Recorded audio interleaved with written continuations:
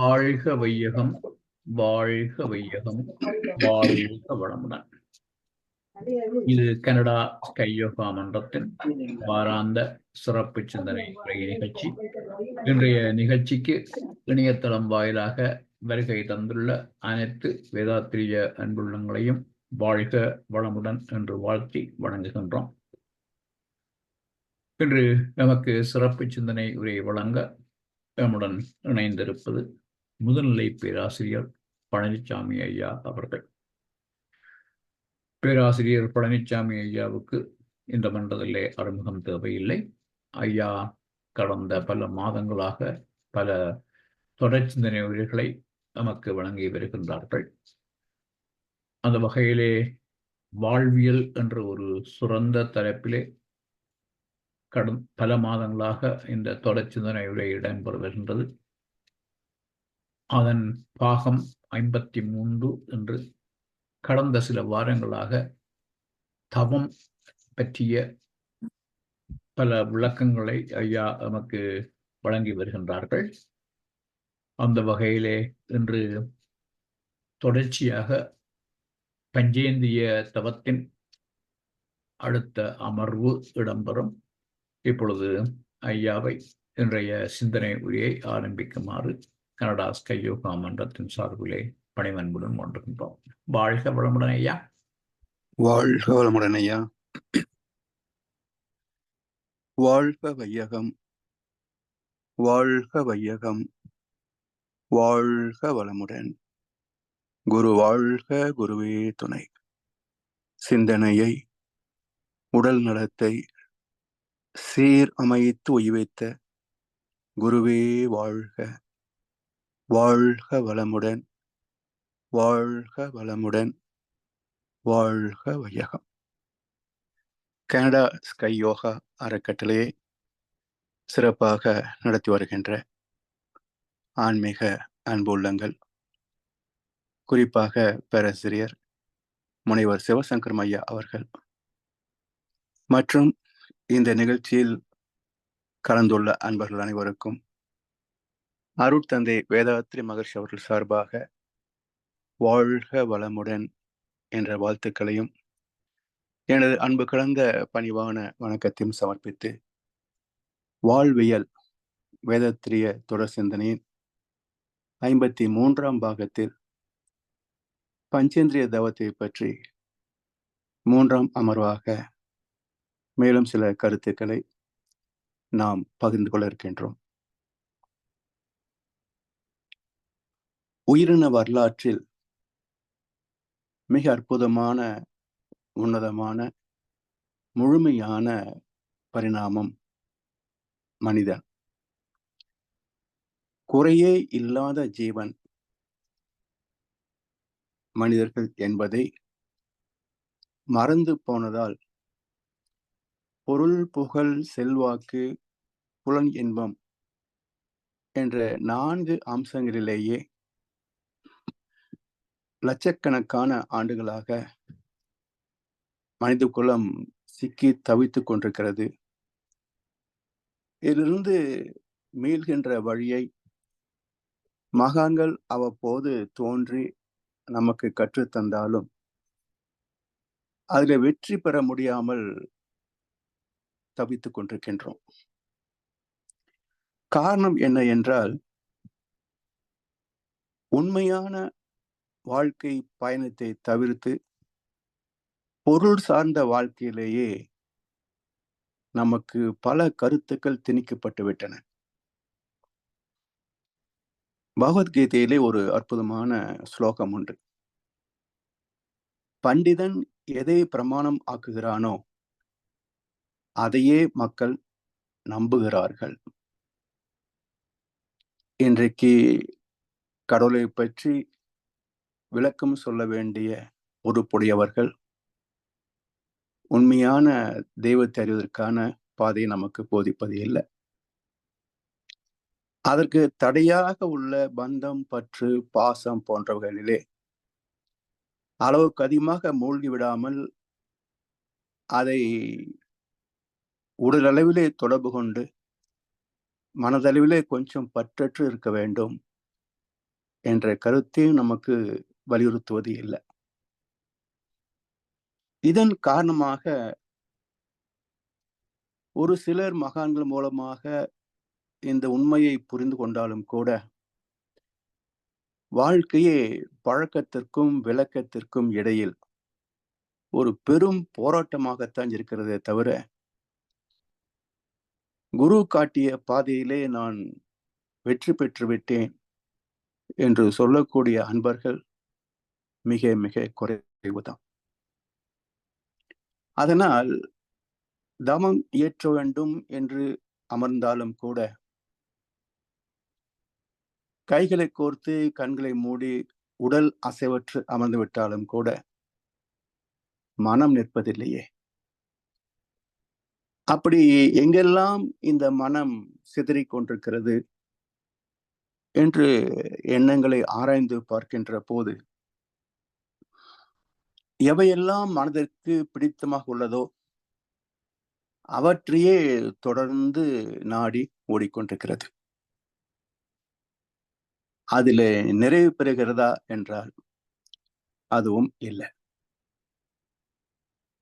இப்படி ஒரு வந்த நோக்கத்தை மறந்த ஒரு அறியாமையில சிக்கிய வாழ்க்கை, இதை நீக்குவதற்காகத்தான் மகர்ஷி அவர்கள் ஒரு தவத்திற்கே ஒரு அடிப்படை தவமாக புலன் சுகங்களையும் இவற்றை பெறுவதற்கான பொருள், புகழ், செல்வாக்கு என்ற 3 அம்சங்களிலேயும் நாம் எவ்வாறு கையாள்வது என்ற நுட்பத்தை கற்றுக்கொள்வதற்காக பஞ்சேந்திரிய தவம் என்ற ஒரு சிறப்பு தவத்தை தந்திருக்கின்றார்கள். புலன் இன்பங்கள் தான் அடிப்படை. அவற்றை விரைவிலே அதிக அளவிலே பெறக்கூடிய வாய்ப்பு எங்கே இருக்கிறது? பணம், அதை சம்பாதிப்பதற்கான திறமைகள், அதை கற்றுக்கொள்ளக்கூடிய நுட்பங்கள், அதை கற்றுத் தருகின்ற நிறுவனங்கள். இந்த பதவியும் பொருளும் சேர்கின்ற போது கிடைக்கின்ற ஒரு அங்கீகாரம், சமுதாய அங்கீகாரம், அது புகழ். இப்படி பொருள், புகழ், செல்வாக்கு, புலன் இன்பம் 4 வாழ்க்கையே தொலைந்து போகிறது. இதனுடைய விளைவு என்ன என்றால், தேவையற்ற பொருள் பல பெருக்கி வாழ்வில் தேவைகள் பெருகி துன்பங்கள் மழையை கண்டோம் என்றார் மகர்ஷி அவர்கள். விசாலமான வீடுகள், சுருங்கி போன மனதுகள், இவற்றிலே எப்படி ஒரு மன நிறைவை நாம் பெற முடியும்? இந்த தேவையற்ற பொருட்கள் என்று ஒருவர் சொல்வது மற்றவருக்கு அத்தியாவசியமான தேவைகளாக இருக்கிறது. Today's luxury will become tomorrow's necessity. மனித வரலாற்றை பார்க்கின்ற போது நேற்றைக்கு எவையெல்லாம் ஆடம்பர பொருட்கள் என்று கருதி இருந்தோமோ அவை எல்லாமே இன்றைக்கு அத்தியாவசிய பொருட்களாகிவிட்டன. கொஞ்சம் சிந்தித்து பார்த்தால் புரியும். இவற்றை இலவசமாக பெற முடிகிறதா? பணம் வேணும். அது சம்பாதிப்பதற்கான திறமைகள், வழிமுறைகள், தர்மத்தின்படி சம்பாதிக்க முடியவில்லை என்றால் எப்படியாவது சம்பாதிக்க முடியுமா என்ற தேடலிலே தர்மம் தொலைந்து போகிறது. வாழ்க்கை வசதிகளை பெற்றுவிட்டோம், ஆனால் வாழ்க்கையை தொலைத்து விட்டோம். இது வாழ்க்கை என்ற இலக்கணமே மக்கள் மறந்து போனார்கள். அதனால் பொருட்களை சம்பாதிப்பதிலே, வாங்குவதிலே, அவற்றை வைத்து பெருமைப்படுவதிலே, அவற்றை நிர்வாகம் செய்வதிலே, பராமரிப்பதிலே இப்படி வாழ்நாள் முழுவதும் பொருள் சார்ந்த வாழ்க்கைக்கு தொலைந்து போகிறது. சரி, ஒவ்வொரு பொருளையும் நாம் விரும்பி விரும்பி நேசித்து தான் பெறுகிறோம்.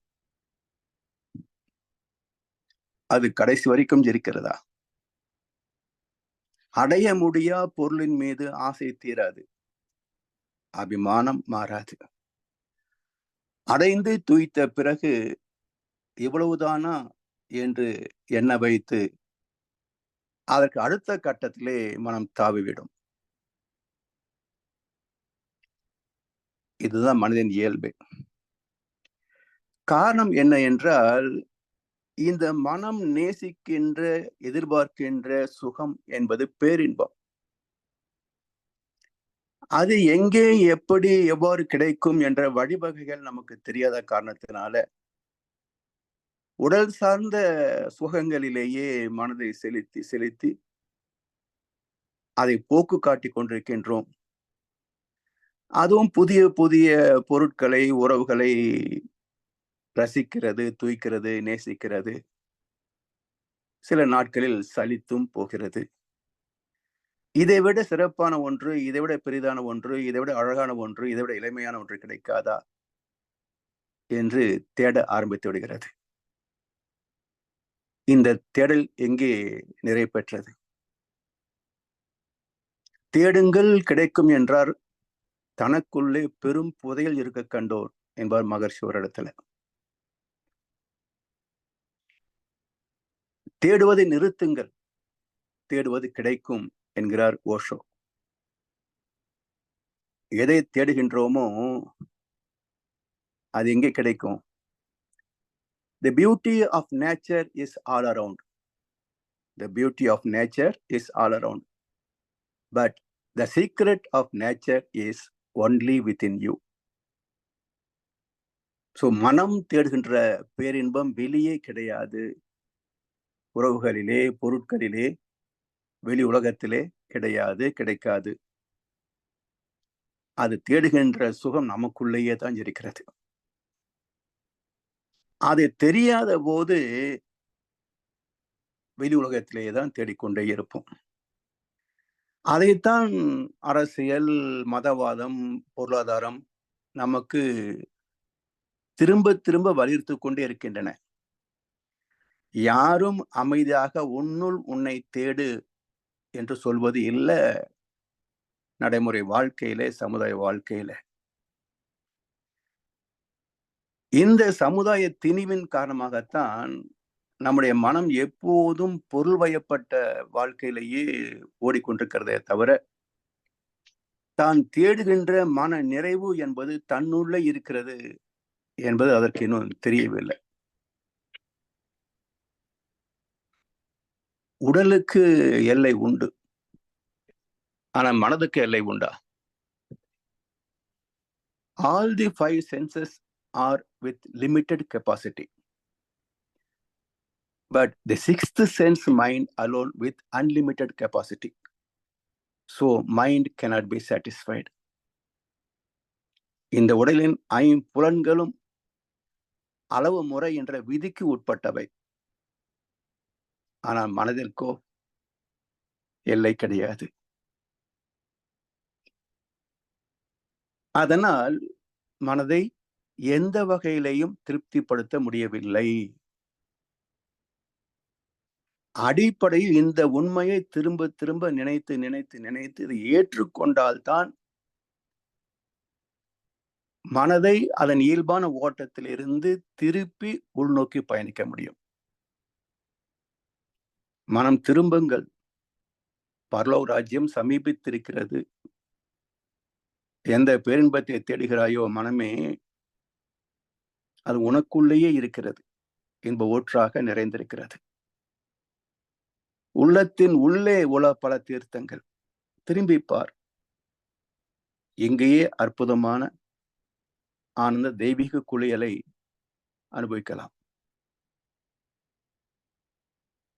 இதற்கு அடுத்த கட்டமாக மகர்ஷி அவர்கள்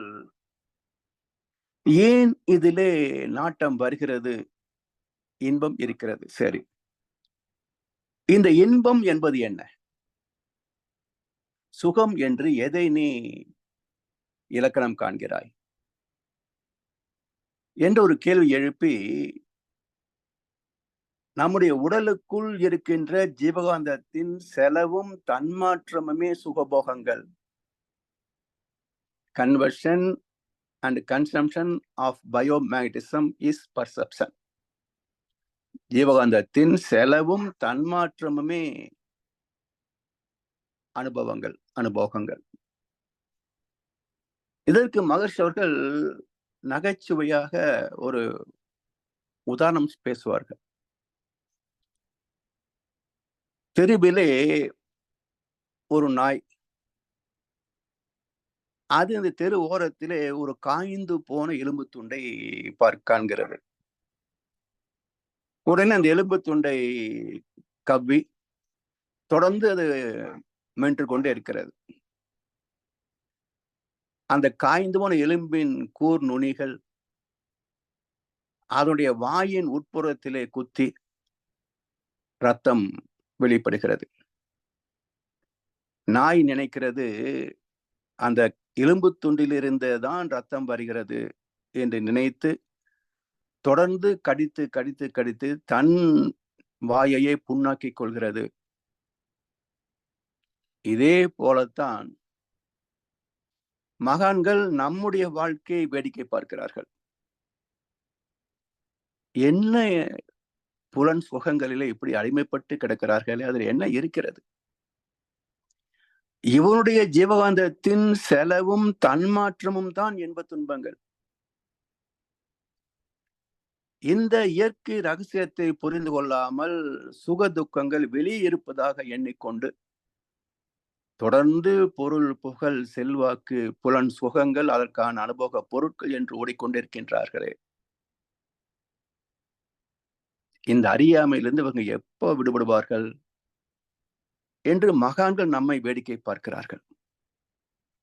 எப்படி நாம் அந்த நாயை பார்க்கின்ற போது காஞ்சி போன எலும்பு துண்டை போய் இன்ன கடி கடிக்குது பார் என்று அதன் அறியாமை நாம் எள்ளி நகையாடுகின்றோமோ, அதே போல நம்முடைய அறியாமை நினைத்து மகான்கள் ஆதங்கப்படுகிறார்கள்.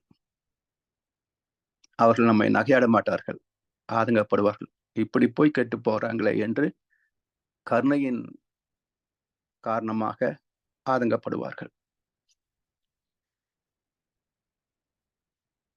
ரொனால்ட் ஃபிஷர் என்ற ஒரு விஞ்ஞானி சொல்லுவார், இனிப்பு என்ற விஷயம் உன்னிடத்திலும் இல்லை, அது சர்க்கரையிலும் இல்லை. இரண்டும் சந்திக்கின்ற போது இனிப்பு என்ற விஷயத்தை நீ உணர்கிறாய். ஆனால் அந்த விஞ்ஞானி குறிப்பிடாத ஒரு ரகசியம் என்ன, அவருக்கு தெரியாத ரகசியம் என்ன என்றால், இரண்டும் சந்திக்கின்ற போது என்ன நிகழ்கிறது? இனிப்பும் நம்முடைய நாக்கும் சந்திக்கின்ற போது என்ன நிகழ்வதால் நாம் அதை இனிப்பாக உணர்கிறோம், சுகமாக உணர்கிறோம். இதுல இன்னொரு நுட்பம் இருக்குங்க. அதாவது இதனுடைய நுட்பம் முதலாவது, நம்முடைய நாக்கிலே எப்போதும் ஜீவாந்தம் ஓரளவுக்கு தன்மாற்றம் அடைந்து கொண்டேதான் இருக்கும், உமிழ்நீர் சுரந்து கொண்டேதான் இருக்கும். ஒரு பதார்த்தத்தை வாயிலே நாக்கிலே வைக்கின்ற போது அதனுடைய ரசாயத்தன்மைக்கு ஏற்றவாறு நம்முடைய நாக்கிலே ஜீவாந்தத்தின் தன்மாற்றம் உயர்ந்துவிடும். அப்படி உயர்கின்ற போது உயர்ந்த அளவு, அதாவது ஒரு 10 யூனிட் இப்ப இருக்கிறது என்று சொன்னால், இயல்பான தன்மாற்றம் 1 யூனிட் என்று வைத்துக் கொண்டால் 10லிருந்து 1 கழித்து விட்டால் 9 உயர்ந்திருக்கிறது. இந்த 9 மடங்கு ஜீவாந்தத்தின் செலவைத்தான் நாம் இனிப்பு என உணர்கிறோம். இதை இந்த இனிப்பு சாப்பிட்ட உடனேயே ஒரு காஃபி சாப்பிட்டால் காஃபியிலே சர்க்கரை இல்லை என்று நாம் உணர்வோம். சிறிது நேரம் கழித்தோ அல்லது ஒரு காரம் சாப்பிட்ட பிறகு காஃபி சாப்பிடுகின்ற போது சர்க்கரை சரியா இருக்கு என்று கணிப்போம். இப்போ அதே காஃபி தானே, இனிப்பு சாப்பிட்டு உடனே சாப்பிடுகின்ற போது சர்க்கரை குறைவு என்று உணர்ந்தோம். சிறிது நேரம் கழித்தோ அல்லது ஒரு காரம் சாப்பிட்ட பிறகு காஃபியை அருந்துகின்ற போது சர்க்கரையின் அளவு குறைபடவில்லை என்று உணர்கிறோமே, என்ன பேதம் என்றால், ஒரு அற்புதமான ஆங்கில வார்த்தைக்கு மகரிஷி ஒரு பொருள் சொல்கிறார்கள். You must stand under what you want to understand. மிக அற்புதமான ஒரு சாமியம். You must stand under what you want to understand. எதை நீ புரிந்து கொள்ள வேண்டும் என்று விரும்புகின்றாயோ அதன் அலைநிலையில் இருந்து கீழே இருந்தால்தான் நீ அறிய முடியும். அதாவது 10 யூனிட் அளவுக்கு தன்மாற்றம் அடைந்து கொண்டிருந்ததை 4 யூனிட் அளவுக்கு இனிப்பு இருந்த காஃபியை நம்மால் உணர முடியவில்லை. ஒரு காரம் சாப்பிடுகின்ற போது இனிப்பு என்ற தன்மாற்றத்திலிருந்து காரம் என்ற தன்மாற்றத்திற்கு உமிழ்நீர் மாற்றம் பெற்று விடுகிறது.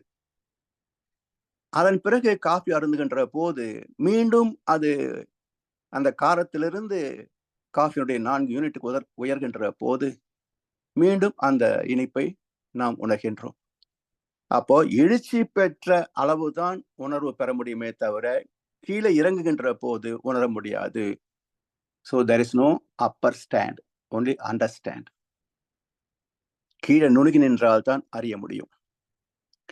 இது எல்லாவற்றுக்கும் பொருந்தும். ஒரு பாடத்தை படிக்கிறோம் அல்லது ஒரு செய்தியை வாசிக்கிறோம். அதில் உள்ள செய்தியை நாம் புரிந்து கொள்ள வேண்டும் என்றால் அந்த அலை வேகத்திற்கு இறங்கி வந்தால்தான் புரிந்து கொள்ள முடியும். சந்தை கடையிலே ரகசியம் பேசினால் கேட்காதல்லவா? அது போலத்தான் உயரத்தில் இருக்கின்ற போது கீழே இருக்கின்ற பொருள் தெரியாது. இந்த ரகசியத்தை தான் நாம் புரிந்து கொள்வதற்கு அண்டர்ஸ்டாண்ட். எந்த ஒன்றையும் கூர்ந்து நுணுகி ஆராய்கின்ற போது நம்முடைய மனதின் அலை வேகம் குறையும். அப்படி குறைந்த அலைவேகத்திலிருந்து அதிக அலைவேகம் உள்ள ஒன்றை பற்றி நாம் சிந்திக்கின்ற போது, தேடுகின்ற போது அதை கண்டெடுக்க முடியும்.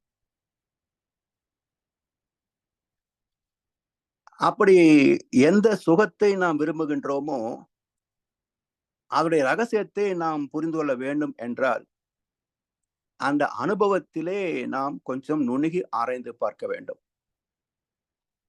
ஒரு இனிப்பை சுவைக்கின்ற போது, ஒரு வேற்று சுவையை ரசிக்கின்ற போது, அல்லது ஒரு மலரை நுகர்கின்ற போது, அல்லது தாம்பத்தியம் வைக்கின்ற போது, அல்லது ஒரு காட்சியை பார்க்கின்ற போது, அல்லது ஒரு நல்ல செய்தியை கேட்கின்ற போது, இப்படி 5 புலன்கள் மூலமாக எந்த ஒரு அனுபவத்தை பெறுகின்ற போதும் இது எப்படி நிகழ்கிறது என்று ஆராய்ந்து பார்த்தோம் என்றால் நமக்குள் இருக்கின்ற காந்தத்தின் செலவும் தன்மாற்றமுமே இன்பத் துன்பங்கள். இதை எப்படி புரிந்து கொள்ளலாம் என்பதற்கு பொருளாதாரம், எக்கனாமிக்ஸ், அந்த எக்கனாமிக் அனலைசிஸ்ல இந்த யூட்டிலிட்டி என்று ஒரு பகுதி உண்டு. அது என்ன ஒரு உதாரணம் சொல்வார்கள் என்றால், ஒரு முதல் ஆப்பிள் சாப்பிடுகின்ற போது அதன் சுவை மிக சிறப்பான சுவையாக, மிக திருப்தியாக நாம் உணர்வோம். அதே ஆப்பிள் இன்னொன்றை எடுத்து சாப்பிடுகின்ற போது முதல் ஆப்பிள் சாப்பிட்ட அளவுக்கு இதனுடைய பயன்பாடு நமக்கு தெரியாது, குறைவாக இருக்கும். So utility decreases. அடுத்ததுக்கு இன்னும் குறையும்.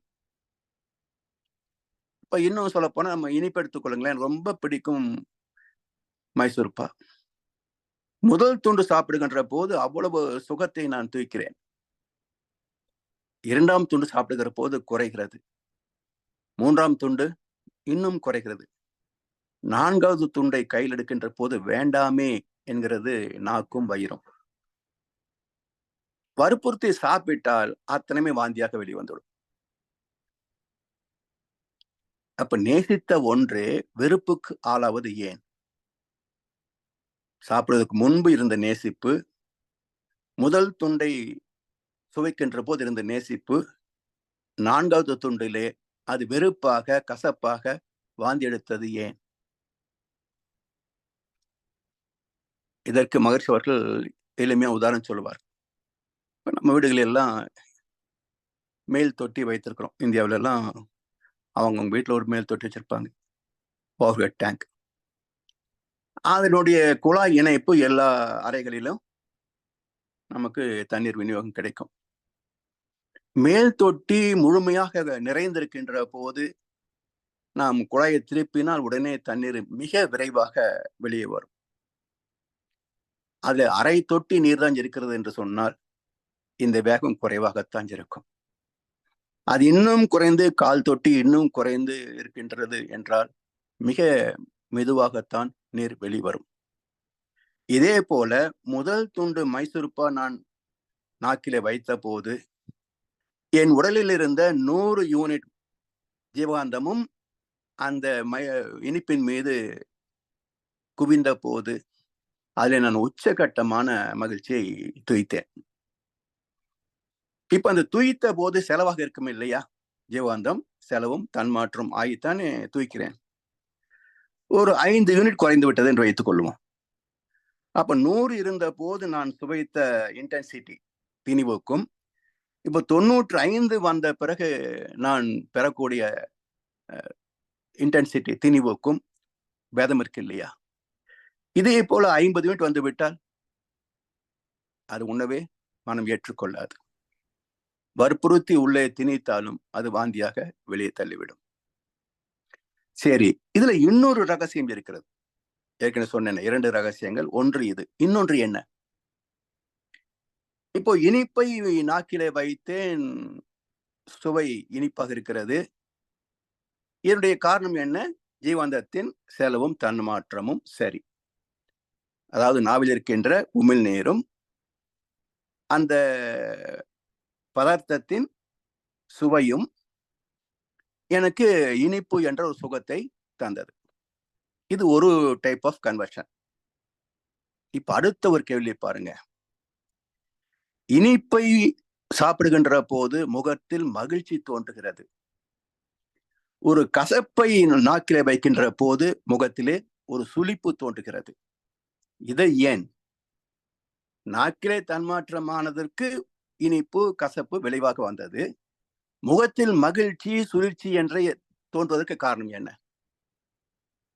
என்றால், ஜீவகாந்தம் 2 வகையிலே 2 இடங்களிலே தன்மாற்றமாகிறது. ஜீவகாந்தம் 2 வகைகளிலே 2 இடங்களிலே தன்மாற்றமாகிறது. முதல் தன்மாற்றம் அந்தந்த புலன்கள் மூலமாக ஜீவாந்தம் செலவாகின்ற போது ஏற்படக்கூடிய சுக துக்க அனுபவம் அல்லது இனிப்பு காரம் போன்ற வேறுபாடுகள். இன்னொன்று மூளையிலே லோப்ஸ், லிம்பிக், ஹைப்போதலமஸ், மெல்லுலார் என்று 4 துறைகள் உண்டு மூளையில. இதுல லோப்ஸ் என்பது கை கால் இயக்கங்களை குறிப்பிடக்கூடியது. லிம்பிக் என்பது சுகதுக்க உணர்வை காட்டக்கூடியது.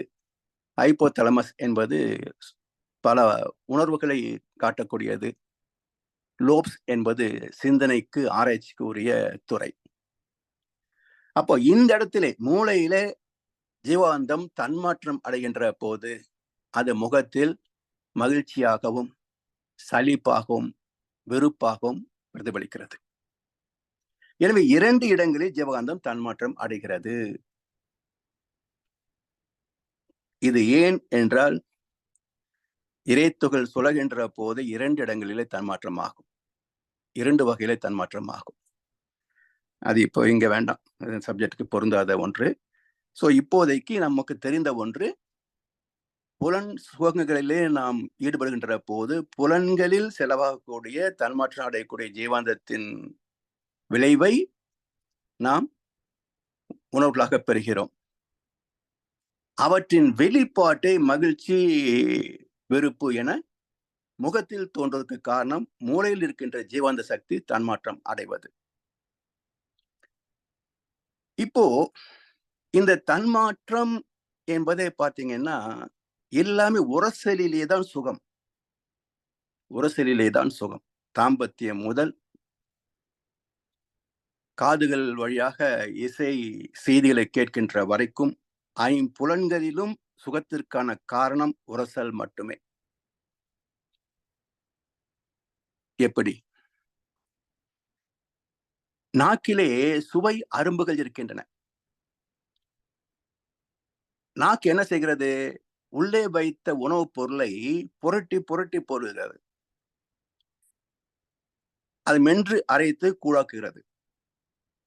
அப்ப புரட்டி புரட்டி போடுகின்ற போது இந்த பதார்த்தம் நாவிலே உள்ள சுவை அரும்புகளிலே உரசி உரசி உரசி அந்த பதார்த்தத்தின் சுவையை நாக்கு வழியாக மூளை வழியாக அறிவு உணர்ந்து கொள்கிறது.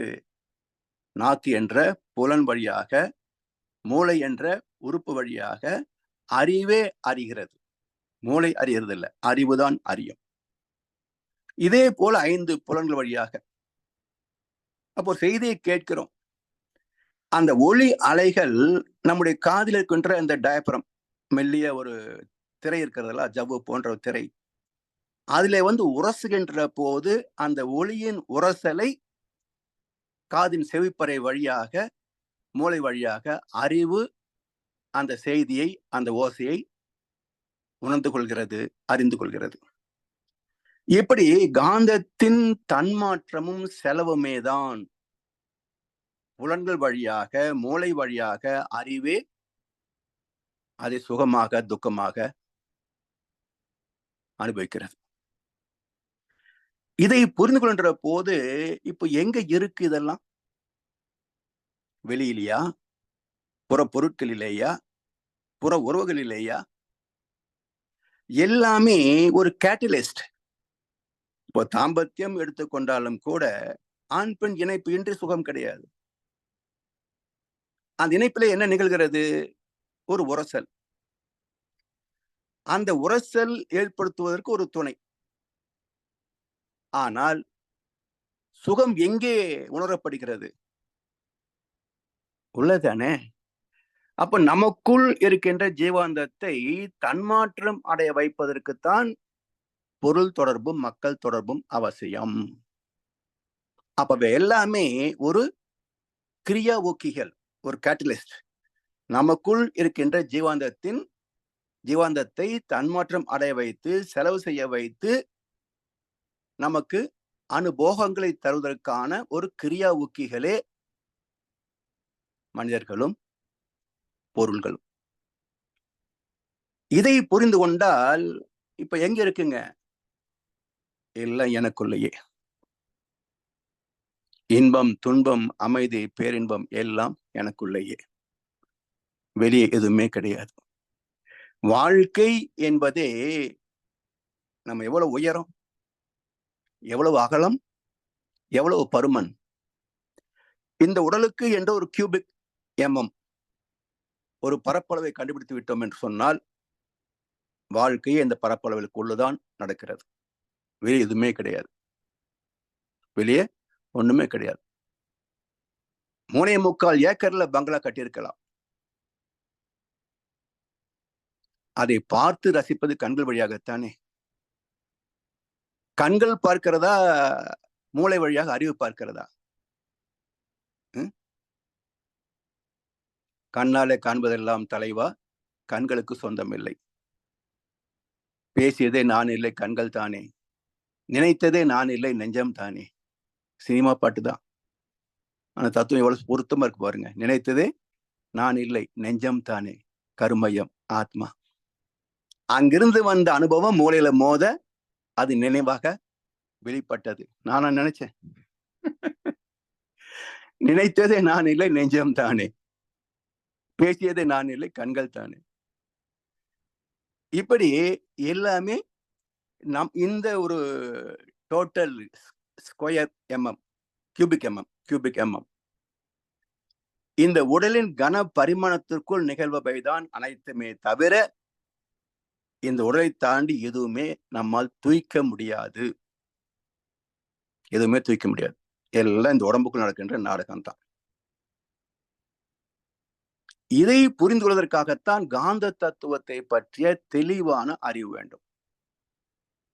காந்தம் எங்கே பிறக்கிறது, எப்படி அது ஜீவகாந்தமாக மாறுகிறது, ஜீவாந்தத்திலே எப்படி நாம் தாயின் கர்ப்பத்திலே ஆத்மாவாகி, ஆத்மாவின் பதிவுக்கு சார்ந்து உடலாகி, பிரசவமான பிறகு உணவில் இருக்கின்ற உயிர் சக்தி, காந்த சக்தியை கொண்டே நாம் வாழ்க்கை என்ற உயிர் இயக்கமாக வாழ்ந்து கொண்டிருக்கின்றோம். இது இல்லைன்னா ஒன்றுமே உணர முடியாது, எந்த அனுபவத்தையும் பெற முடியாது. எனவே இந்த அலையின் உரசலை ஆழ்நிலையில் உணரக்கூடிய பக்குவத்தை பெற்றுவிட்டால், என காந்தத்துக்கு 2 அலைகள், ஒன்று ஈர்ப்பது, இன்னொன்று விலகுவது. இந்த 2 அலைகளில் இருந்து சுருங்கி ஒன்றாக மாறிவிட்டால், ஈர்ப்பு மட்டுமே என்று மாறுகின்ற போது மையத்தில் சுருங்கி போகிறோம். அதுதான் மகிழ்ச்சி சொல்வார்கள், ஒன்றி புள்ளியாய் ஒடுங்கி நீ இரு, அன்றி விரிந்திடில் ஆராய்ச்சியோடு இரு. மனம் ஒடுங்கினால் ஆத்ம தரிசனம், புள்ளிக்குள் சங்கமம். விரிந்து ஆராய்ச்சி வருகின்ற போது இந்த பொருள், புகழ், செல்வாக்கு, புலன் இன்பங்களிலேயே சிக்கியிருக்க வேண்டாம். 4 விலங்குகளில் தினம் நாட்டியம் ஆடுகின்றோம் என்பார் கண்ணதாசன். இது 4 விலங்குகள், நம்முடைய வாழ்க்கையை சிறைப்படுத்திய விலங்குகள். பொருள், புகழ், செல்வாக்கு, புலன் இன்பம் 4. காலில் விலங்கு இட்டோம், அதை கடமை என அழைத்தோம். 4 விலங்குகளில் தினம் நாட்டியம் ஆடுகின்றோம். இதை நினைச்சு பார்க்கிற போது வாழ்க்கை என்பது ஒன்றுமே கிடையாதுங்க. Life is nothing. ஏதோ மரம் போல, கல்லு போல மனுஷனாக பிறந்தோம். சில கடமைகள், உடல் சார்ந்து, உறவு சார்ந்து, சமுதாயம் சார்ந்து சில கடமைகள். வாழ்கின்ற வரைக்கும் அதை செய்ய வேண்டிய கட்டாயம். ஒரு நாள் முடிகின்ற போது எந்த வேலை நின்று போகுங்க? இருக்கிற வரைக்கும் நான் இல்லைன்னா குடும்பம் நடக்குமா? நான் இல்லைன்னா மனைவி யார் பார்த்துக்குவாங்க? கணவனை யார் பார்த்துக்குவாங்க? நான் இல்லைன்னா குழந்தைகள் எல்லாம் யார் பார்த்துக்குவாங்க? குடும்பத்தை யார் பார்த்துக்குவாங்க? திடீரென்று மரணம் சம்பவித்து விட்டால் எல்லாம் சேர்ந்தே போகுமா? தனியாகத்தான் பிறந்தோம், தனியாகத்தான் போக போறோம். ஏதாவது நின்று போகுமா? நாம் இல்லைன்றதுனால எந்த காரியமா நின்று போகுமா? எதுவும் நின்று போகாது. இன்னும் சொல்ல போனால், நான் இருந்து செய்வதை காட்டிலும் அந்த காரியம் இன்னும் சிறப்பாக கூட செய்யப்படலாம். என்னை விட அவர்களே செய்து கொள்ளலாம், அல்லது யாரோ ஒருத்தர் செய்து கொடுக்கலாம் இன்னும் சிறப்பாக. அப்ப இதுல நான் இருந்து பார்த்துக்கிறேன்றது என்ன இருக்குங்க? ஒன்றும் கிடையாது. அப்ப பொருள், புகழ், செல்வாக்கு, புலன் இன்பங்கள் என்ற 4ம் ஒரு மயக்க வாழ்க்கை. உடம்பு என்று இருப்பதனால் தேவைப்படுது, அவ்வளவுதான். உடல் அளவில் தொடர்பு கொள்வோம். துறவு என்பதற்கு என்ன விளக்கம் சொல்றார் மகரிஷி அவர்கள்? உறவிலே கண்ட உண்மை நிலை தெளிவே துறவு. உறவிலே கண்ட உண்மை நிலை தெளிவு, அதான் துறவு. அப்ப ஒவ்வொரு பொருளிலேயும், ஒவ்வொரு உறவு நட்பிலேயும் நமக்கும் இதற்கும் என்ன தொடர்பு? ஏன், எதற்கு, எப்படி? இந்த கேள்விகளோடே வாழ்க்கை நடத்திவிட்டால் நிச்சயமாக மனம் இதிலே சிக்கிக் கொள்ளாது. இருக்கிற வரைக்கும் செய்யறோம், இல்லையா எதுவுமே என்னோடு நின்று போகாது. அது இயல்பில் நடந்தேதான் தீரும். என்ன சேர்த்து போன 10 நாளுக்கு அழுவாங்க, அவ்வளவுதான். அப்புறம் மறந்துட்டு அவங்க வேலையை பார்க்க ஆரம்பிச்சிருவாங்க. நாமளே பார்க்கிறோம் இல்ல, இரவு பண்ணிக்கு ஒப்பாரி வைக்கிறோம், வருஷம் பூரா அழுதுட்டு இருக்கிறாங்க. சில நாட்கள் தானே, அது கூட நிறைய குடும்பம் மட்டும்தான் சில நாட்கள். உறவு நட்பெல்லாம் வீட்டுக்கு போனோடனே மறந்துடுவாங்க. இவ்வளவுதான் வாழ்க்கை. இதுல என்ன பற்று தேவையா இருக்குங்க? எனவே புலன்கள், பந்தம், பற்று, பாசம் இவை எல்லாமே நமக்கு நாமே மாட்டிக்கொண்ட விலங்குகள். இதை மாட்டி விடுவது சமுதாயம். பல விஷயங்கள் எல்லாம் சமுதாயத்திலிருந்து நமக்கு திணிக்கப்பட்ட செய்திகளை, திணிக்கப்பட்ட பழக்க வழக்கங்களை. நமக்கு என்ன தேவை என்பதை நாம் தெரிந்து கொள்வதற்கு முன்பே பெற்றோர்களால், சமுதாயத்தால் பல விஷயங்கள் நம் மீது திணிக்கப்பட்டு விடுகின்றன. அந்த மோல்டிலேயே தான் வாழ்ந்து முடிகிறோம். கொஞ்சம் அதிலிருந்து விலகுவதற்கு கூட நம்ம மனம் விரும்புவது இல்லை. பல பேருக்கு சந்தேகம் வரும்.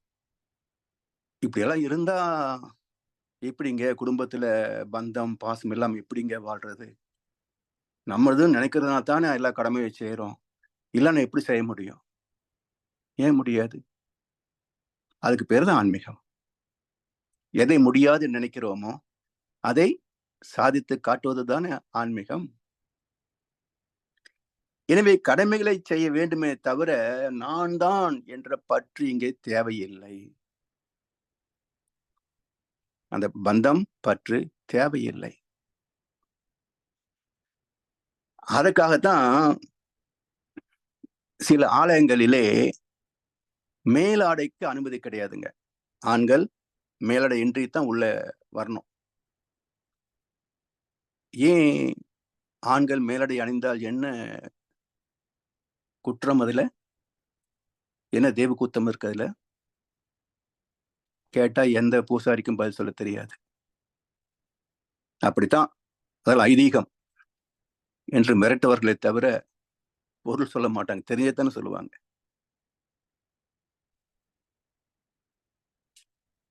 அவங்க சொல்றது சட்டையை கழற்று, உள்ள இருக்கின்ற உள்ளாடை பனியனை கழட்டுன்றாங்க. நான் சொல்றேன், ஒரு சட்டையை கழட்டினா உள்ள ஒரு 1000 இருக்குப்பா.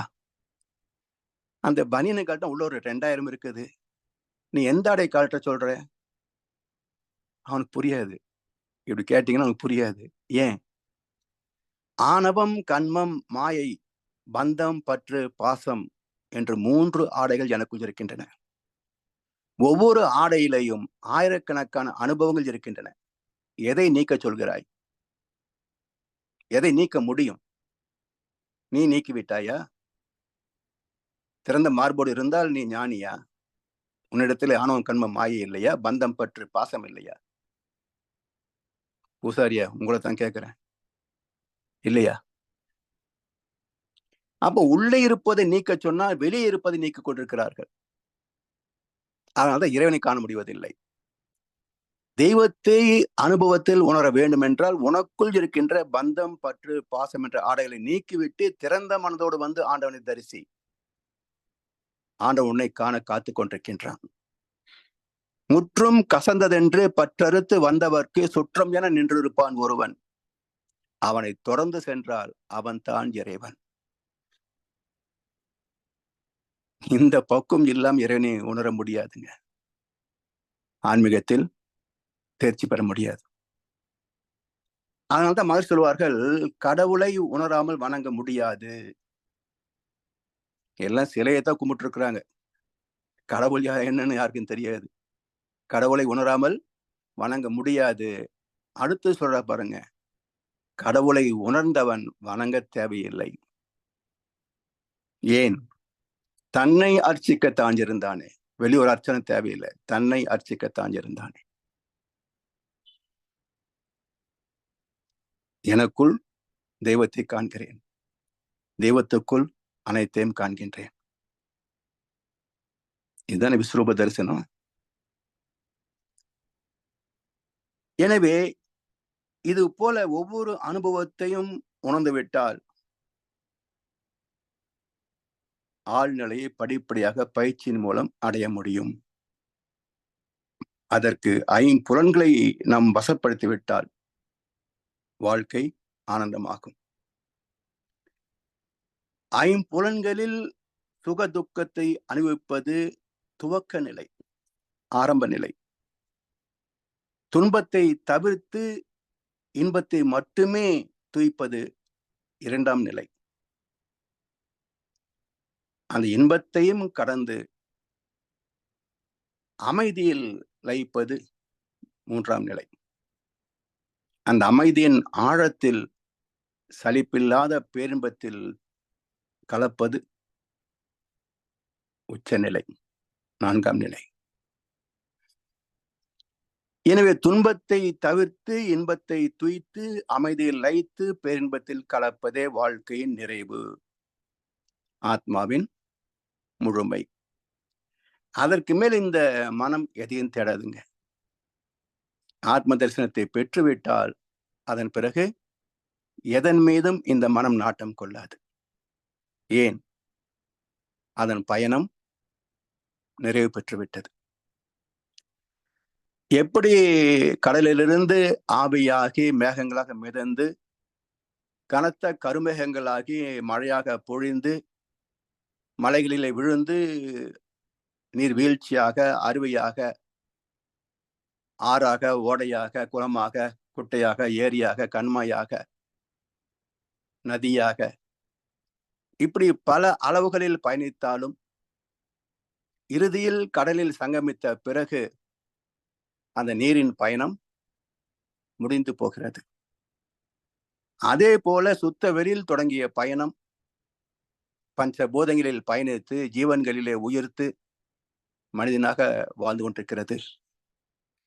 தன் மூலமாகிய பரமாத்மாவை அறிந்துவிட்டால், சுத்த வெளியிலே கலந்து விட்டால் இதனுடைய பயணமும் முடிந்து விடுகிறது. ஆத்மாவின் பயணம் நிறைவு பெறுகிறது. பிறகு என்ன ஆசை வர முடியும்?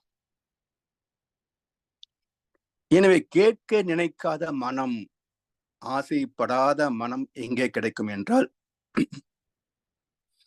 தன்னை அறிந்துவிட்டால் அவருடைய பயணம்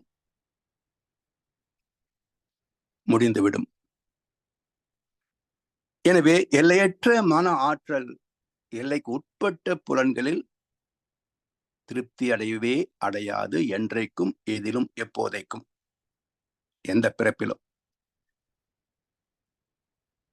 ஆசை தீராத போது விரக்தி, வெறுப்பு, மனக்கசப்பு, சச்சரவுகள், சண்டைகள் உருவாகும்.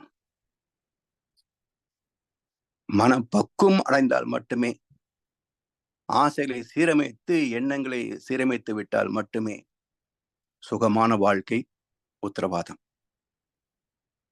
அறிவை புலன்கள் வெல்லுவது இயல்பு. அறிவால் புலன்களை வெல்லுவது உயர்வு. அந்த உயர்வுதான் தவத்தின் வெற்றி, ஆத்மாவின் நிறைவு. இதை நாம பெற முடிவது இல்லை. அப்போ ஒரு குருவின் மூலமாக இறைவனை நமக்கு தான் விட்ட ஒரு கோட்பாட்டை, அதாவது எல்லா பொருளுக்கும் மேனுவல் இருக்கும் இல்லையா, அது எப்படி பயன் கொள்வது என்ற ஒரு மேனுவல் இருக்கும். நாம் பிறக்கும் போது நமக்கு அப்படி ஒரு மேனுவல் கூட பிறக்கல. அதை போதிப்பதற்காகத்தான் இறைவன் மகான்களை அனுப்புகிறான், மகானாக அவதரிக்கிறான் இறைவனே.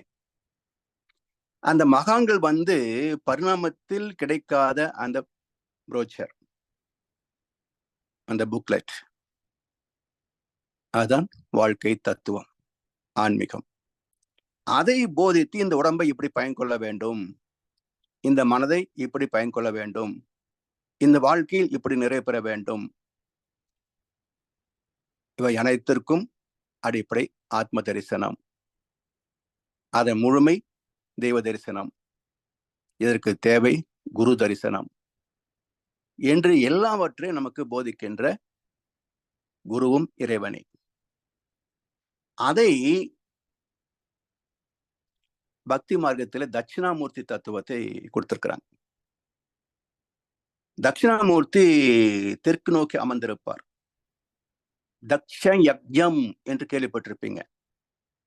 தக்ஷன் என்ற ஒரு மன்னன் யக்ஞம் நடத்தியதாக திருவிளையாடல் புராணத்துல வந்திருக்கு இல்லையா? யக்ஞம் என்றால் இயக்கம், வாழ்க்கை என்று பொருள். யாண்டும் நிறைந்துள்ள வேதம் யக்ஞத்தில் நிலை பெற்றுள்ளது என்று கீதையில ஒரு ஸ்லோகம் உண்டு. யாண்டும் நிறைந்துள்ள வேதம், அதாவது இந்த பிரபஞ்சம் முழுவதும் அதற்கு அப்பாலும் காந்தலைகளாக நிறைந்திருக்கின்ற இறை துகள்கள். யாண்டும் நிறைந்துள்ள வேதம், வேதம் என்றால் இறை துகள். அது யக்ஞத்தில், இயக்கத்தில் நிலை பெற்றுள்ளது. அப்ப இறை துகளின் இயக்கம் எத்தனை ஆண்டுகள் என்று யாருக்காவது கால அளவு தெரியுமா? அணுவுக்கே காலம் கண்டுபிடிக்கவில்லை. அணுவுக்கு மூலமாக இறை துகளுடைய காலத்தை யார் கணிக்க முடியும்? அப்படி என்றைக்கும் இருக்கக்கூடியது ஒரு காலத்தில் முடியும், ஆனா நீண்ட காலமாகும்.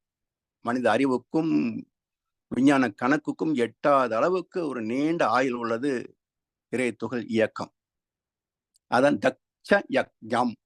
அப்ப நம்முடைய வாழ்க்கையில், செயல்பாடுகளில் நாம் எப்படி வாழ வேண்டும், அதுக்கு பேர் தக்ஷ யக்ஞம். அதாவது குருவின் பாதையில் வாழ்வது தக்ஷ யக்ஞம். அப்ப தட்சிணாமூர்த்தி என்ற குருஸ்தானம், அவர் தெற்கு நோக்கி அமர்ந்திருப்பார். சீடர்கள் வடக்கிருத்தல், வடக்கு நோக்கி அமரணும். வடக்கிருத்தல் என்ற சொல் வழக்கு உண்டு இல்லையா? எங்கேயோ சரித்திரத்துல கேள்விப்பட்ட வார்த்தை வடக்கிருத்தல். பிசிராந்தையர் வடக்கிருந்து உயிரை துறந்தார் என்று ஒரு சரித்திரத்தில் ஒரு குறிப்பு உண்டு. அப்ப வடக்கிருத்தல் என்றால் இறைவனை நோக்கி அமர்ந்து இறைவனோடு கலர்த்தல், அதுக்கு பேர் வடக்கிருத்தல். அப்ப தட்சிணாமூர்த்தியின் தயவால் வடக்கிருந்து இறைவனோடு ஒன்றி கலப்பதற்கு பெயர் தக்ஷ யக்ஞம். அதுதான் மனித வாழ்க்கை. அது மட்டும் இல்ல, இந்த வாழ்க்கைக்கு பொறுப்பு யார் என்றால் மகாவிஷ்ணு, காக்கும் கடவுள். அவர் என்ன வாழ்க்கை நெறிமுறையை நமக்கு காட்டுறாருங்க? காளிங்க நர்த்தனம், 5 தலை பாம்பு. அவர் படுத்திருக்கின்ற பார்க்கடல் பாம்பனை இருக்க வாட்டர் பெட், அந்த ஆதிசேஷனுக்கு 5 தலை. ஒரு தலை பாம்பு கடிச்சால மிச்சம் மாறுறது கஷ்டம். 5 தலை பாம்பு கடிச்சா என்ன ஆகும்? அப்ப இந்த 5 புலன்களும் 5 பாம்புகள் போன்றவை. அவை நமக்கு குடைபிடிக்கும். எப்போ? காளிங்கனும் குடைபிடிப்பான், ஆதிசேஷனும் குடைபிடிப்பான் விஷ்ணுவுக்கு. எப்போ? அந்த புலன்களை நம் கட்டுப்பாட்டுக்குள் வைத்துக் கொண்டால், அளவு முறை என்ற கட்டுப்பாட்டுக்குள் வைத்துக் கொண்டால் இந்த 5 புலன்களும் நமக்கு குடைபிடிக்கும். கள்ள புலன் 5ம் காலா மணி விளக்கே என்கிறது திருமந்திரம். நம்முடைய வாழ்க்கையில அது கள்ள புலன் நம்ம எய்த்து கொண்டே இருக்கிறது, துன்பத்தில் ஆழ்த்தி கொண்டே இருக்கிறது, பாவத்தில் செலுத்திக் கொண்டே இருக்கிறது கள்ளப்புலன். கட்டுப்பாட்டுக்குள் வந்துவிட்டால் அது கலங்கரை விளக்கம். எங்கே கடவுள் என்று காட்டுகின்ற கலங்கரை விளக்கம் இந்த புலன்கள். அதான் பஞ்சேந்திரிய தவம். அடுத்து, இந்த வாழ்க்கை என்பது ஒரு யுத்தம். பழக்கத்திற்கும் விளக்கத்திற்கும் இடையில் நடக்கின்ற ஒரு யுத்தம், குருட்சேத்திரம். இந்த குருட்சேத்திரத்தில் சாரதி, ஒரு ரதத்துக்கு இவர் சாரதி, யுத்தம் செய்கின்ற மகாரதன் அர்ஜுனன். இந்த தேரை இழுக்கின்ற வெண்புறவிகள் 5. இந்த ரதமே வாழ்க்கை தத்துவத்தை நமக்கு எடுத்து காட்டுகிறது. ரதம் என்பது உடம்பு, அதில் வீற்றிருக்கின்ற ரதன் என்பது மனசு. இந்த மனமும் உடலும் அறிவு எப்படி செலுத்துகிறதோ, பாதையை வகுக்கிறதோ, அந்த அறிவின் பாதையில் பயணிக்க வேண்டும் என்பது சாரதியாக அறிவு, கிருஷ்ண பரமாத்மா. இந்த அறிவு 5 புலன்கள் வழியாகத்தான் இந்த வாழ்க்கையை நடத்தி கொண்டிருக்கிறது. 5 வெண்புறவிகள், தூய்மையான காந்தாற்றல்கள், ஹார்ஸ் பவர், குதிரை சக்தி. 5 வெண்புறவிகள். 5 புலன்கள் மூலம் ஜீவான் சக்தியுடைய செலவும் தன்மாற்றமும். இப்படி தத்துவத்திலேயே நமக்கு இதெல்லாம் ஏன் எடுத்து காட்டினார்கள் என்றால், வாழ்க்கை இதுதான். சோ தத்துவ ரீதியாகவும் பக்தி மார்க்கமாக நமக்கு சொல்லி வைத்திருக்கிறார்கள். ஞான மார்க்கமாக தத்துவத்தை தத்துவமாகவே நமக்கு மகர்ஷி வந்து விளக்கி சொல்லியும் இருக்கிறார்கள். இவற்றை மதித்து செயல்பட்டால் அறிவால் புலன்களை வென்று விடலாம், வாழ்க்கையில் உயர்ந்து விடலாம். சரி, இப்போ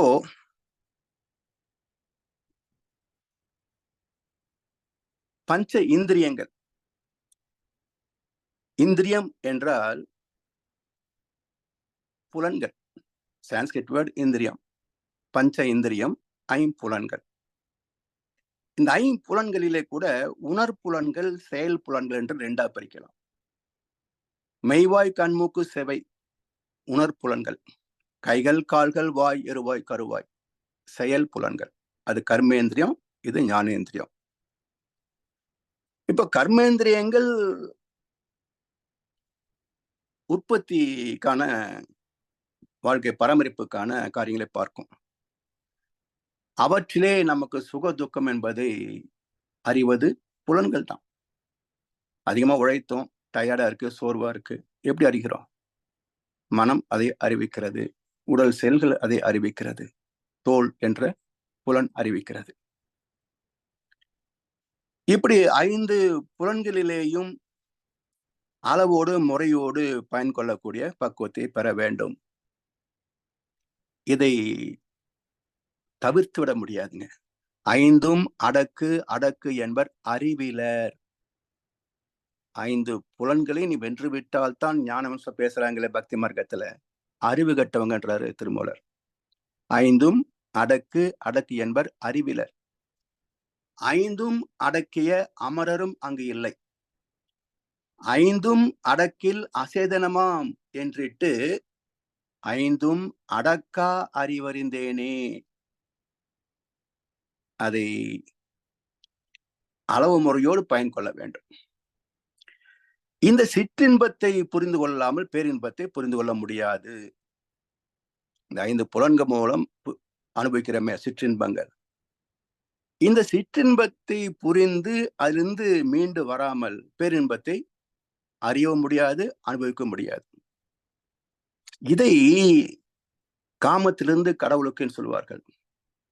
கண்ணாசன் ஒரு பாடலே மிக அற்புதமான ஒரு வரி உண்டு. முத்தத்தை மறந்தவள் சித்தத்தில் இருந்ததை மௌனத்தில் அறிந்தாள் தோழி. தூது செல்ல ஒரு தோழி இல்லை என்று துயர் கொண்டாயோ தலைவி என்ற ஒரு காதல் பாட்டு. அது வரக்கூடிய 2 வரி பாருங்க. முத்தத்தை மறந்தவள் சித்தத்தில் இருந்ததை மௌனத்தில் அறிந்தாள் தோழி. முத்தம் சிற்றின்பம், சித்தம் ஆத்மா, அறிகின்ற வழி மௌனம். 2 வரியில ஒரு ஞானத்தை தர முடியுமா பாருங்களேன். எவ்வளவு பெரிய ஞானியாக இருந்தால் மிக எளிமையாக இந்த வார்த்தைகளை பயன்படுத்த முடியும், கொண்டு வந்திருக்க முடியும் பாருங்க. முத்தத்தை மறந்தவள் சித்தத்தில் இருந்ததை மௌனத்தில் அறிந்தாள் தோழி. இப்படி ஒவ்வொரு புலனிலும் உள்ள பதிவுகளை சீரமைக்கக்கூடிய தவம் பஞ்சேந்திரியம். எப்படி? ஒன்றி ஒன்றி நின்று அறிவை பழக்க உறுதி நுட்பம் சக்தி இவை அதிகமாகும். அன்று அன்று அடையும் அனுபவங்கள் எல்லாம் அறிவினிலே நிலைத்துவிடும். ஆழ்ந்து ஆய்ந்து நன்று என்று கண்டபடி செயல் ஆற்றும் நற்பண்பு புலன்களுக்கு அமைந்து போகும். என்றென்றும் கருவிடத்தே அறிவை ஒன்றும் இயற்கை முறை சிறப்புடைத்து ஈதே தவமாம். தவத்துக்கு இலக்கணம் ஒன்றி ஒன்றி நின்று அறிவை பழக்க. மன அறிவு மனமாக 5 புலன்கள் வழியாக வெளியே ஓடிக்கொண்டிருக்கிறது. அது அங்கிருந்து உள்ளே திருப்பி உயிர் மையங்களில் ஒன்றி ஒன்றி நின்று பழக்குகின்ற போது உறுதி நுட்பம் சக்தி இவை அதிகமாகும். மன உறுதி, அறிவு நுட்பம், உடல் சக்தி அதிகமாகும். அன்று அன்று அடையும் அனுபவங்கள் எல்லாம் அறிவினிலே நிலைத்துவிடும், ஆழ்ந்து ஆய்ந்து கருமயத்துல நிலைச்சிரும். அந்த அனுபவங்களிலே நன்று என்று கண்டபடி செயல் ஆற்றும். தீயவற்றை சங்கல்பத்தால் தவிர்க்கணும், நல்லவற்றை மீண்டும் மீண்டும் செயல்படுத்தி வாழ்க்கையை தூய்க்கணும். நன்று என்று கண்டபடி செயல் ஆற்றும். நற்பண்பு புலன்களுக்கு அமைந்து போகும், என்றென்றும் கருவிடத்தே அறிவை ஒன்றும் கரு தவம் இயற்கை முறை சிறப்புடைத்து ஈதே தவமா. இதுதான் வாழ்க்கை. அதாவது மனிதன் வாழ்கின்ற இடம் வாசம், பக்குவம் அடைகின்ற இடம் வனவாசம். ராமாயணத்துல 14 ஆண்டு வனவாசம், மகாபாரதத்துல 12 ஆண்டு வனவாசம், ஓராண்டு அஞ்ஞான வாசம். அஞ்ஞானம் என்றால் நான் என்ற உணர்வே அற்று போன நிலை. எல்லா மர என இழந்த நலம் சொல்லாய் முருகா சுரபபதி என்றாரு அருணகிரியார். அது போல நான் என்ற தனித்துவத்தை இழந்துவிட்ட நிலை அஞ்ஞான வாசம்.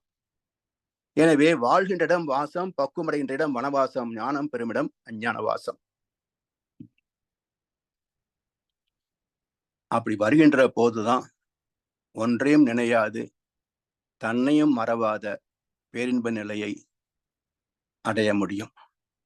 அதற்கான சிறப்பு தவம் சப்போர்ட்டிவ் மெடிடேஷன். இதுதான் பஞ்சேந்திரியம். எனவே ஐம்புலனால் உலகதனை தொடரும் போது உன் அறிவு நிலை புத்தி புறமனமும் ஈதே. ஐம்புலனை கடந்து முன் உணர்ந்தவற்றை அறிய அது சித்தம் நடுமனம் ஈதாகும்.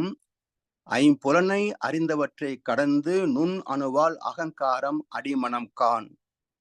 ஐம்புலனை அறிந்தவற்றை அணுவை தாண்டி ஆதிவலி நீயானால் அறிவே தெய்வம்.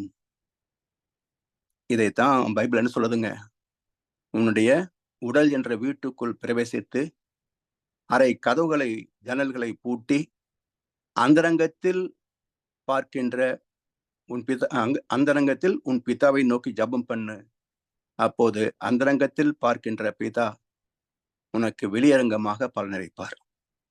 அந்தரங்கம் ஆத்ம தரிசனம், வெளியரங்கம் தெய்வ தரிசனம், விஸ்வரூப தரிசனம். இப்படி தவத்தின் உச்சத்தை தொடுவதற்கு துணை செய்வது பஞ்சேந்திரியம் என்று சொல்லி அடுத்த அமர்விலே 9 மைய தவத்தை பற்றிய விளக்கத்தை துவங்குவோம் என்று சொல்லி வாய்ப்பளித்தனருக்கு நன்றி பாராட்டி இன்றைய உரையை நிறைவு செய்கின்றோம். வாழ்க வளமுடன், வாழ்க வளமுடன், வாழ்க வையகம். வாழ்க வளமுடன். மிக்க நன்றி ஐயா. வாழ்க வளம் ஐயா. மிக்க நன்றிகள். மிகச்சிறப்பு. பஞ்சேந்திரிய தவம் இந்த கடந்த 3வது அமர்விலே மொத்தமாக பஞ்சேந்திரிய தவத்தை பற்றி நாம் கற்றவற்றை எல்லாம் இணைத்து, அதுக்கு முன்பு ஆன்மீகத்தை பற்றி நாம் கற்றவற்றை எல்லாம் இணைத்து ஒரு சிறந்த தொகுப்பாக என்று ஐயா தந்திருக்கின்றார்கள்.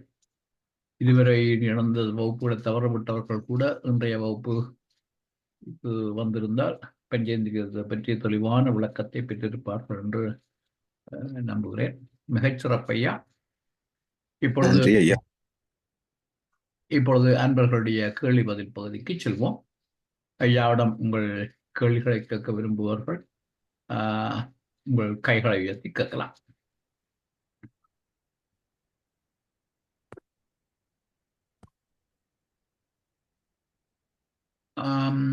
ஐயா, நானே ஆரம்பிக்கிறேன். ஐயா தொடங்குங்க. வழக்கம் நீங்க தொடங்குங்க.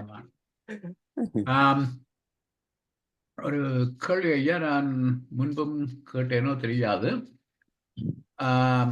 அப்ப நாங்கள் ஐம்புலன்களூடாக புற உலகத்துடன் தொடர்பு கொண்டு இன்பம் துன்பம் என்று நாம் அனுபவிக்க அனைத்துமே உண்மையிலே நம்முள்தான் இடம்பெறுகின்றது, இந்த உடலுக்குள்ளேதான். அப்பொழுது ஐயா, இப்ப அதை ஐம்புலன்களாக விழுந்தாலும் அதை அறிவது அறிவியதான், உணர்ந்து கொள்வது அறிவியதான். அப்படியாண்டா ஐயா, இப்ப மனதாலேயே இப்ப ஒரு லட்டு உட்கொள்ளுகின்றோம். அந்த இனிப்பு உணர்வை லட்டு உண்ணாமலேயே மனதாலேயே லட்டு உண்பதாக இது தவத்தில் உச்சக்கட்டத்தில் இருக்கின்றவர்களுக்குரிய சாத்தியமாக இருக்கலாம். உணர்ந்து அந்த லட்டு உண்பதிலே இருக்கின்ற அந்த அதே இன்ப உணர்வை லட்டு உண்ணாமலே நாம் பெற்றுக்கொள்ளலாமா? பெற்றுக்கொண்டால் அதுக்கு பேர் ஞானம். அதாவது புலன் தொடர்பு இல்லாமலேயே எக்ஸ்ட்ரா சென்சரி பர்செப்ஷன், புலன் கடந்த அறிவால் உணரக்கூடிய பக்குவம் பெற்று விடுவது ஞானம். 5 புலன்களும் துணை இல்லாமலேயே அந்த சுகத்தை பெற முடியும். 5 சுகத்தை பெற முடியும். அப்ப அந்த அதை ஓஷோ சொல்லியிருக்கிறார்.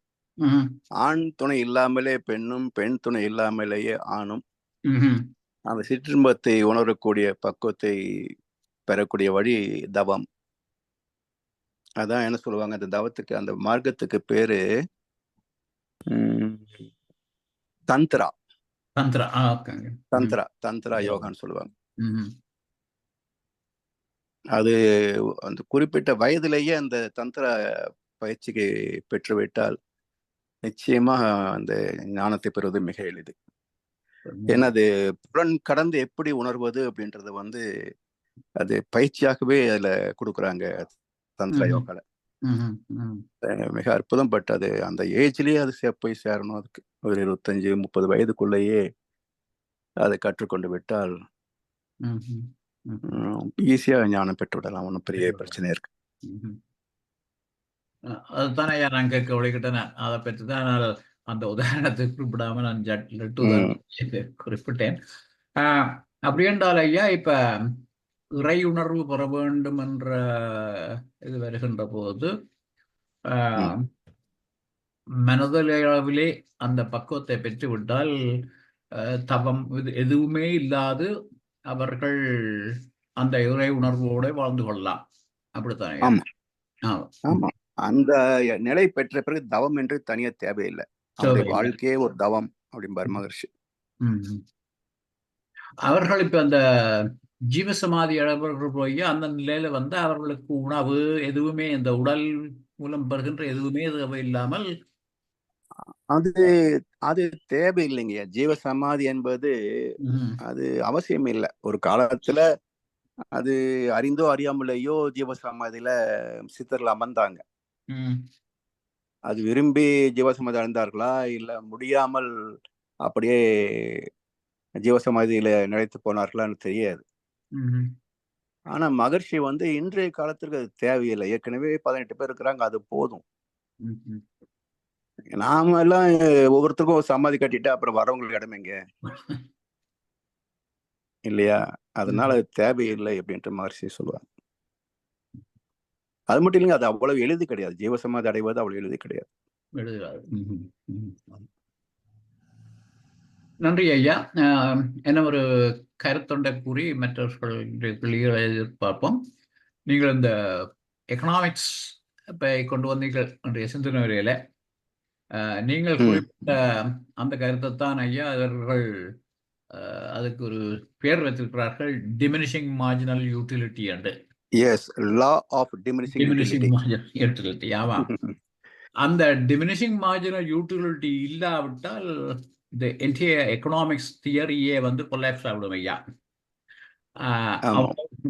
ஆனால் அதுக்குரிய விளக்கத்தை இதுவரையில எக்கனாமிக்ஸ்ல யாரும் தந்ததில்லை. இது அப்படித்தான் ஏற்றுக்கொள்ள வேண்டும். அதுதான் எக்கனாமிக்ஸ் நாங்கள் சொல்லுவது அத்தனையும் உண்மையாகும் என்பது இது. ஆனால் மகரிஷி தான் அதுக்கு ஒரு விளக்கத்தையே தந்திருக்கின்றார். அது மகரிஷி சிறப்பாக எனக்குப்படுகிறது. எக்கனாமிக்ஸ்ல நாங்கள் எல்லாத்துலயுமே அந்த diminishing marginal law of diminishing marginal utility இல்லை என்றால் முழு தியரியுமே பிழைச்சு போயிடும். ஆமா. ஆனால் அதுக்கு விளக்கம் யாரும் கொடுத்தது கிடையாது. அது மனித இயல்பு, உடல் இயல்பு அப்படித்தான் என்ற அளவிலே நின்று விட்டது இதுவரையில். மகரிஷி மட்டும்தான் அதை விளக்கி இருக்கிறார். அதுக்குரிய டெக்னிக்ஸையும் தந்து ஆமா, இது வரைக்கும் சயின்ஸ் அந்த அளவுக்கு கண்டுபிடிக்கல. ஆமையா, மிகச் சிறப்பு. மிக்க நன்றிகள் ஐயா. நன்றி ஐயா. இன்றைய கேள்வி பதில் பகுதியை இத்துடன் நிறைவு செய்வோம். இதுவரை நேரமும் வாழ்வியல் பாகம் 53 பஞ்சேந்திரிய தவத்தை பற்றிய மிக தெளிவான சிறப்பான விளக்கங்களை தந்த முதுநிலை பேராசிரியர் பழனிசாமி ஐயாவுக்கு நாம் நன்றி தெரிவிப்பதோடு ஐயாவுக்கு ஒரு வாழ்த்து தெரிவிப்போம். பேராசிரியர் பழனிசாமி ஐயா, அவரது உடல் நலம், மனவளம், பொருளாதார வளம், அவர்தம் அன்பு குடும்பம், அவரது வேதாத்திரிய தொண்டு,